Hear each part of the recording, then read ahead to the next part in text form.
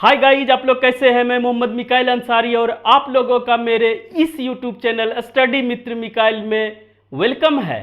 दोस्तों, जैसा कि हम लोगों ने शुरू किया है how to translate into English, जो कि ट्रांसलेशन की बहुत ही अच्छी बुक है और जो हमें हिंदी से इंग्लिश में ट्रांसलेट करने सिखाती है। वैसे तो ये बात हम रोज़ बोलते हैं ताकि आपके दिमाग में भी बैठे कि वाकई ये बुक अच्छी है और आप इसे खुद टेस्ट करें, चेक करें अपने से बना के, ठीक है। इसीलिए बार बार बोलते हैं दोस्तों, और ये जानते हैं कि आर पी सिन्हा के द्वारा ये बुक लिखी गई है।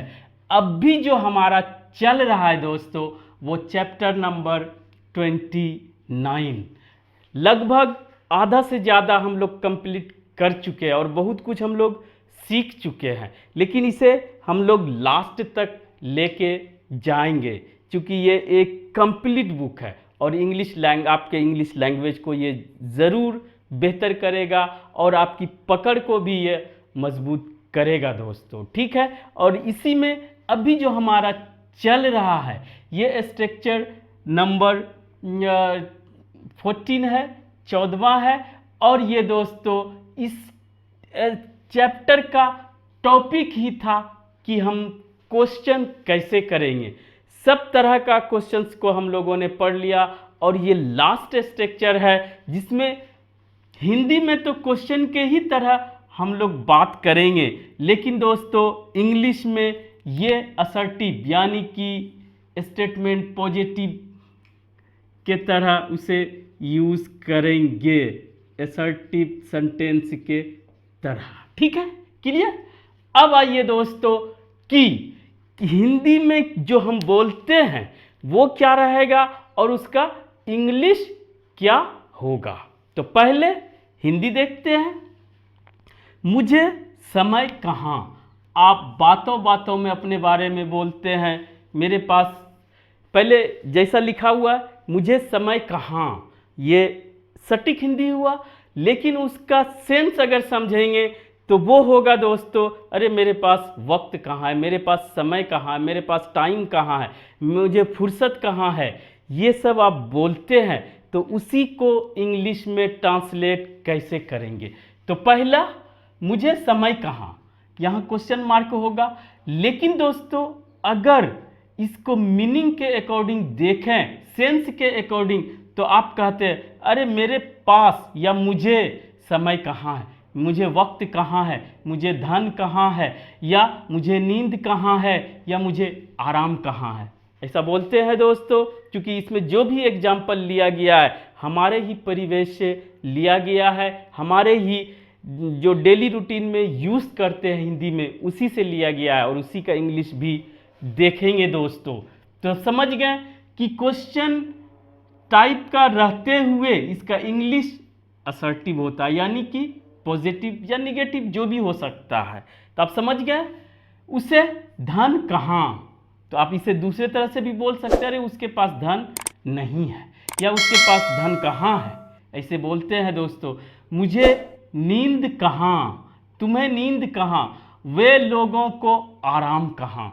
अगर इस तरह से हिंदी में बोलते हैं तो क्वेश्चन मार्क रहे ना रहे वो तो दिखेगा नहीं, अगर लिखेंगे तो दिखेगा। तो उसका इंग्लिश दोस्तों सिंपली बनाएंगे कैसे। सब्जेक्ट, क्योंकि हर में सब्जेक्ट दिया हुआ है, कोई कंफ्यूजन नहीं। और दोस्तों आप जानते हैं मेरे पास, उसके पास, किसके पास, ये सब के लिए हैज़ या हैव वो पोजीशन बताता है, ऑनरशिप या मालिक कौन है या किसके पास क्या है, ये मेन वर्ब के रूप में यूज होता है।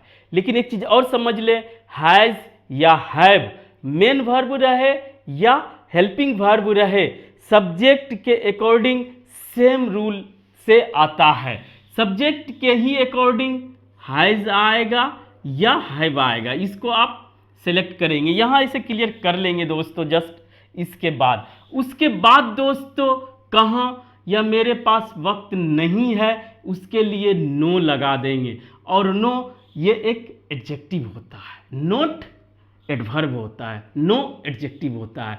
तो उसके बाद हमारा क्या रहेगा, नाउन रहेगा। और ये सिंगुलर प्लूरल नहीं होगा दोस्तों कि एक की बात करेंगे या एक से ज़्यादा की बात करेंगे, ये सिर्फ और सिर्फ एक की बात करेगा। नो के बाद ए एन द ये सब नहीं यूज करेंगे या उसे प्लूरल नहीं बनाएंगे। Concept clear?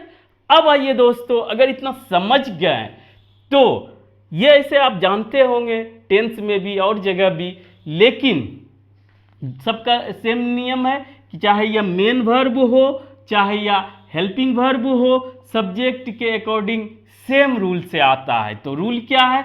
अगर सब्जेक्ट के रूप में हमारा रहता है, प्रोनाउन की बात करते हैं, इसी में वेरिएशन ज़्यादा आता है, आई हो, वी हो, यू हो या दे हो, सबके साथ दोस्तों हैव यूज होगा।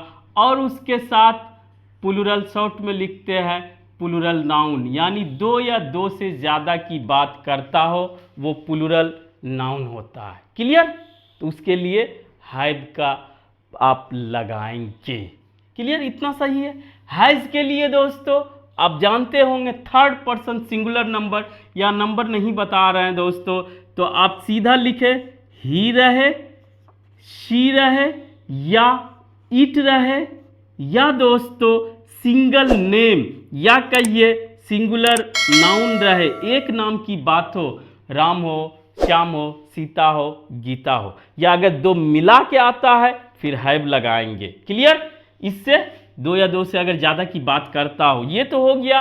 और एक और होता है जो कि सभी लोग भूल जाते हैं दोस्तों, अनकाउंटेबल नाउन, जिसे प्लूरल नहीं किया जाता, जिससे होल एक की बात की जाती हो, पूरे यूनिट की, उसके लिए भी हैज़ ही लगाएंगे।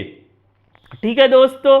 तो इस तरह से आप करेंगे, इसे भी सिंगुलर के कैटेगरी में रखा जाता है, तो इसके लिए हैव ही यूज करेंगे। ये क्लियर? अगर क्लियर हो गया कंसेप्ट्स तो आप आसानी से आप इसे ट्रांसलेट कर सकते हैं। अगर आपको फीलिंग्स भी आ रहे हैं, अरे मेरे पास टाइम नहीं है, मेरे पास पैसे नहीं हैं, तो आप चाहे वो क्वेश्चन की तरह बोले चाहे सिंपल बोले, उसके लिए आपका पोजीशन दिखा रहा है, वो चीज का आपके पास अभाव है, स्कार्सिटी है। क्लियर? तो क्या होगा?